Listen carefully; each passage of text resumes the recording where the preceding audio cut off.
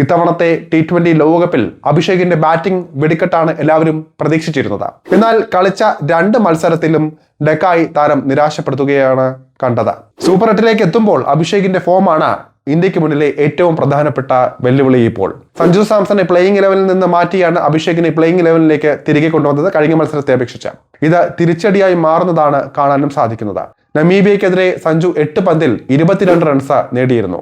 അതുകൊണ്ട് തന്നെ സഞ്ജുവിന്റെ ഇന്നിംഗ്സിൽ ഇപ്പോൾ നേരിയ പ്രതീക്ഷയുണ്ട്.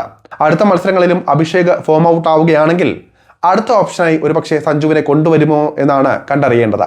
മറ്റൊരു പരമ്പര പോലെയല്ല ലോകകപ്പ് ടൂർണമെന്റ്.